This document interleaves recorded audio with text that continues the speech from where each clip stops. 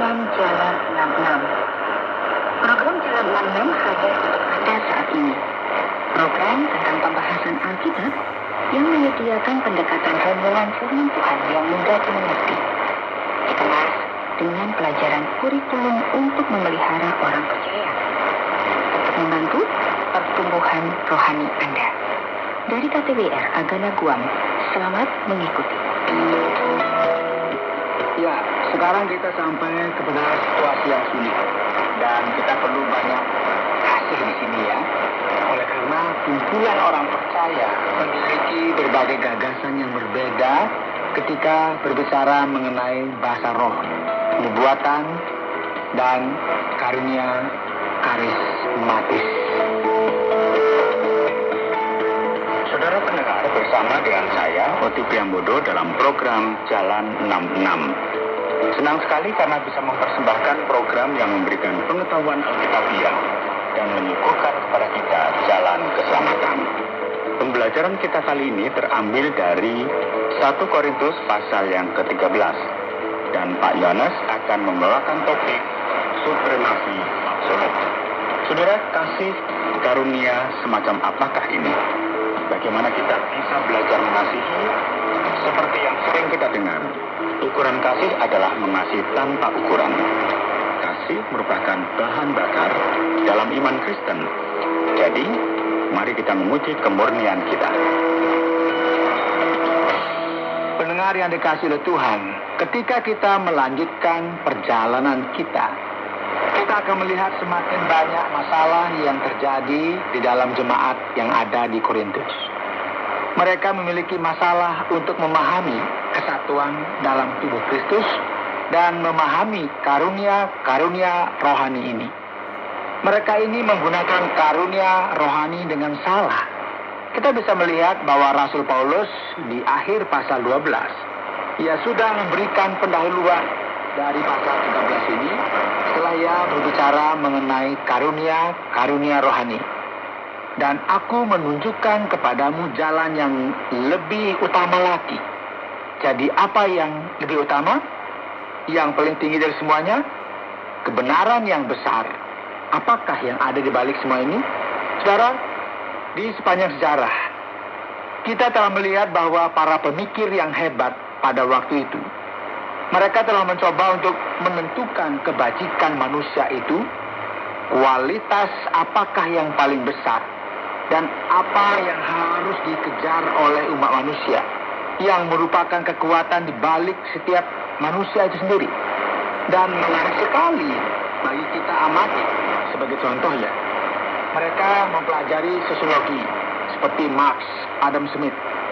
Mereka berpendapat bahwa umat manusia perlu dimotivasi pada dasarnya dengan alasan ekonomi. Bagi mereka, manusia itu terhubung sepenuhnya dengan uang dan benda-benda materi lainnya.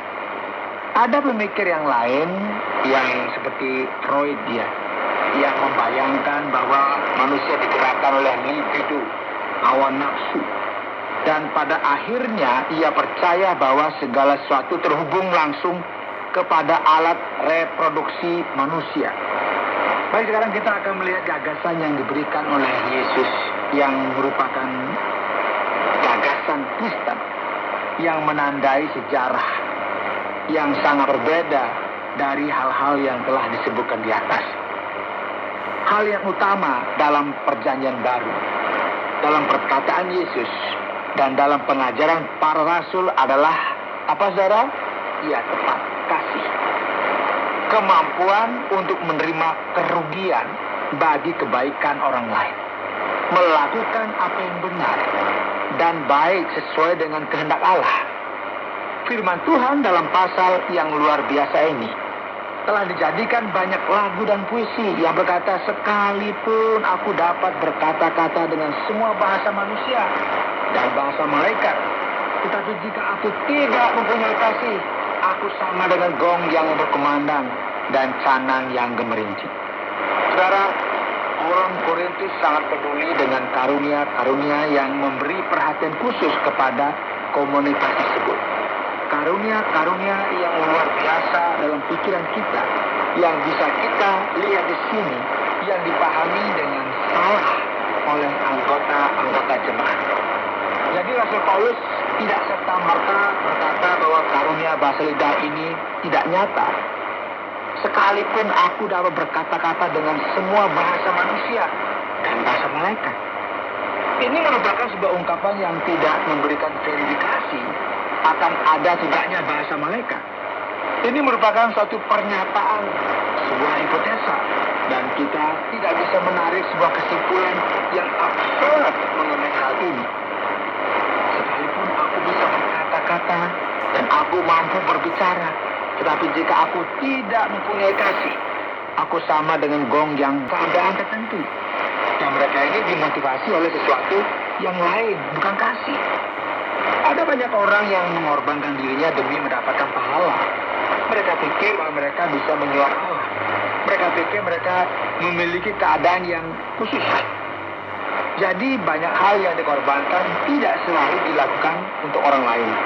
Tidak dilakukan sebagai hasil keinginan dia sendiri dan didasari oleh kasih.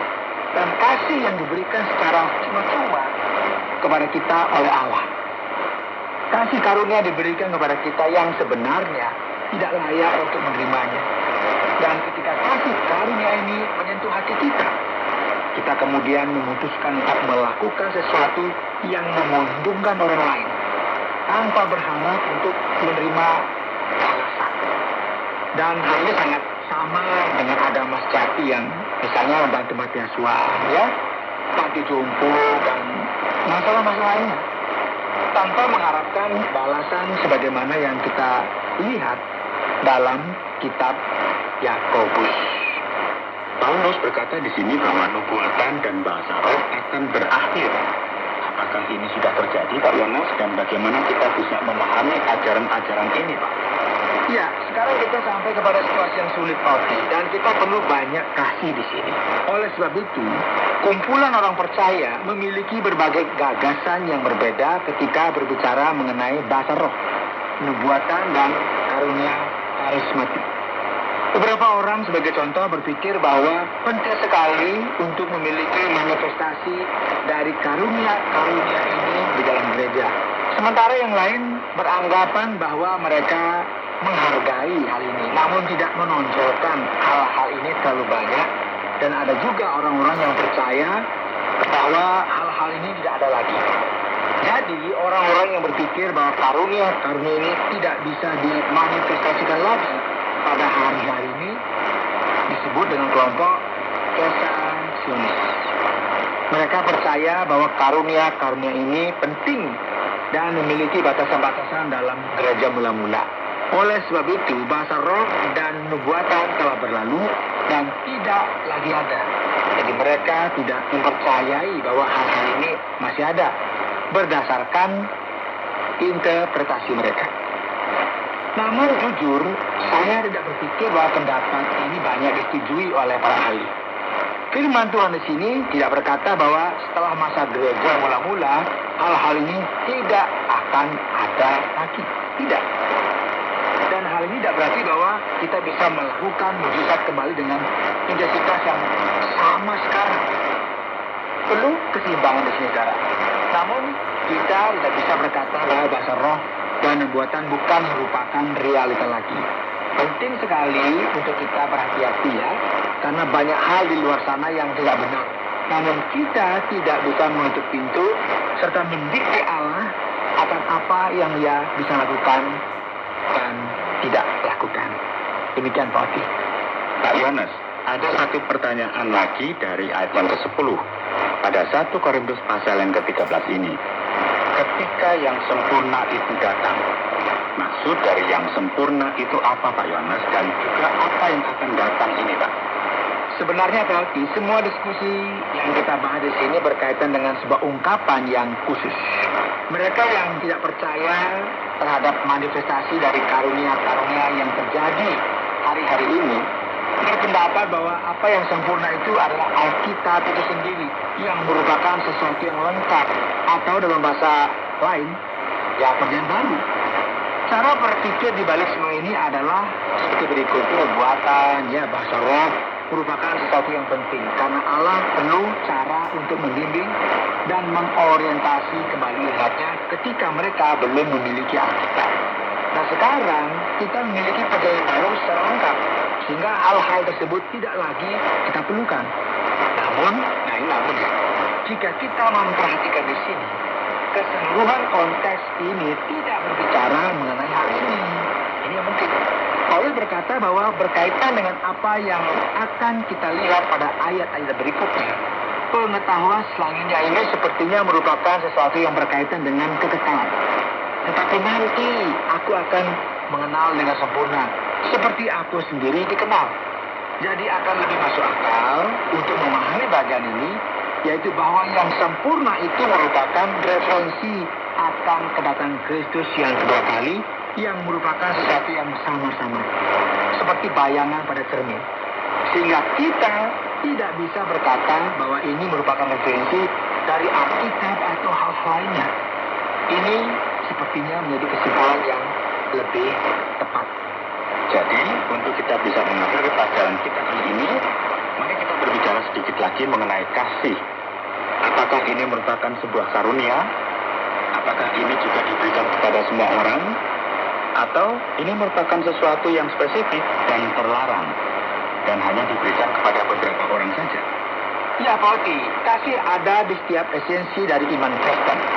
Setiap orang Kristen harus memahami bahwa ini merupakan sebuah jalan yang harus diambil oleh setiap kita. Orang-orang Korintus perlu mengetahui hal ini, demikian juga kita semua.